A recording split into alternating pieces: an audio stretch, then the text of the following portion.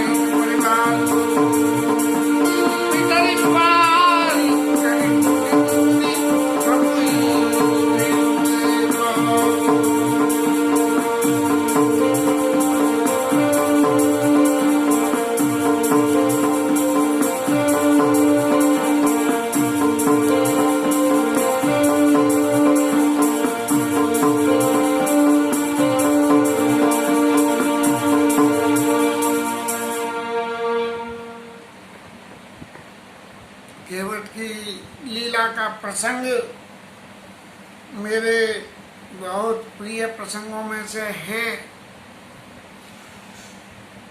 निर्मल मन से भगवान की भक्ति यदि धीटता भी शामिल हो जाए तो वो भक्ति जो है भक्ति रह जाती है।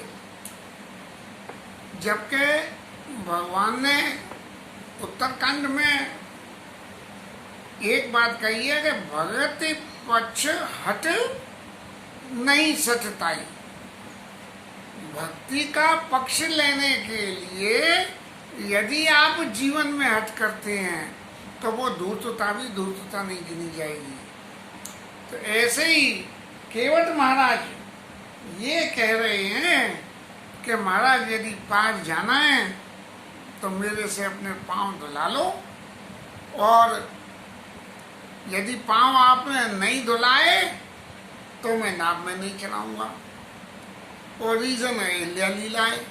क्या अहिल्या लीला में भगवान ने जो है अपनी चरणों की धूल से तार दिया था। बोले महाराज धूल छुड़ा दो, धूल छूट जाएगी, नहीं तो मेरी नाव भी जो है जाके मुनि की पत्नी बन जाएगी, तो मेरा क्या होगा। और फिर उसी प्रेम के वशीभूत होके और केवट महाराज कहते रहे कि भले लक्ष्मण जी तीर मार दे। ये केवट की हट है। भगवान सामने खड़े प्रार्थना कर रहे हैं। केवट अच्छी तरह से ये जानता है कि इनके चरणों की धूल से ऋषि की पत्नी तर गई। अब जिसके चरणों की धूल से ऋषि की पत्नी तर गई, उसको एक साधारण मनुष्य समझ के व्यवहार करना क्या धूर्तता नहीं है या सस्ता नहीं है ये। लेकिन भगवान के प्रेम के वशीभूत, भगवान के प्रेम को पाने के लिए, भगवान के सानिध्य को पाने के लिए, देखिए भगवान आए, नाव में बैठ जाते और केवट महाराज पार उतारी जाते। भगवान के ऊपर में कर्ज आ जाता केवट का कि नाव उतारी, पार उतार दिया। लेकिन जो लीला केवट ने रची कि भगवान को पार उतारना जरूरी इतना नहीं है जितना भगवान के चरणों के सानिध्य की जरूरत है। तो इसलिए भगवान के चरण पकड़ूं कैसे, और भगवान के चरण पकड़ने के लिए उसने चरण धोने की शर्त रख दी, और ये शर्त और रख दी कि मैं आपके पिताजी की सौगंध करके कहता हूँ। अब इतनी सारी बातें कोई आदमी किसी से बिना कुछ बोले ही एक तरफा जो है बयान अपना देने लगे, तो ये ऐसे भगवान राम जैसे व्यक्ति के लिए धूर्तता के, केवट के लिए धूर्तता की बातों में शामिल हो जाती है। ऐसी परिस्थितियों में केवट ने भगवान के चरणों के प्राप्त के लिए जो सचता करी तो भगत पक्ष हट नहीं सच पाई। लेकिन दुष्ट तर्क सब दूर वाही, सारे दुष्ट तर्कों को, दुष्ट तर्क क्या हो गए अब इसमें, दुष्ट तर्क ये हो गए कि भैया मुझे क्या मालूम कि जी भगवान है। अरे भाई भगवान नहीं है तो तुझे जी कैसे पता लग गई कि इनके चरणों की धूल से जब स्त्री तर गई, पत्थर से स्त्री बन गई, तो ये तो कोई भगवान ही हो सकती है, मनुष्य का ये काम थोड़ी है। तो भगत ही प्रत्यक्ष नहीं सकता ही, दुष्ट तर्क सब दूर भाई। ऐसे इस तरह से सारे तर्कों को दूर मन गुण गावत पुलक शरीरा क्या गदगद कंठ नैन नहीं अरे ये तो अलग हो गया प्रसंग। तो वो जो है इस तरह से केवट की धूर्तता को भी भगवान ने जीवन में उसके स्नेह को स्वीकार करके और तुरंत जल लिया और मेरे को पार उतार दे। और पार उतार के केवट महाराज नाव में बिठा के और भगवान को गंगा से इस पार से उस पार ले जाने के लिए गंगा के बीच धार में से न्यू नाव लौटा के सर्प की अवस्था में चला रहे हैं। अब जब इतनी सर्व की अवस्था में चला रहे हैं तो लक्ष्मण जी महाराज को थोड़ा सा लगा कि भाई ये शुरू में तो कुछ नाटक कर ही दिया था कि पैर धोऊंगा और फलाने करूंगा और बाट पड़ी मोरी नाव उड़ाई, इतनी सब बातें कर रहा था और अब जो पार उतारने में फिर घंटों लगा रहा है, तो ये क्या है लीला। तो लक्ष्मण महाराज ने केवट से पूछ लिया कि भैया केवट ये कौन सी नई लीला शुरू कर रहे हो। तो केवट ने कही महाराज 84 लाख योनि के फंद में भगवान ने हमें लपटा रखा था, ये तो एक ही योनि के फंद में मैं जो चक्कर लगा रहा हूँ, जरा अनुभव तो करो ये जीव की क्या दशा होती है। ऐसा संतों से मैंने सुना है, मेरा अपना कोई वो नहीं है। लेकिन केवट महाराज जब पार उतार रहे हैं तो एक भजन गाते चले।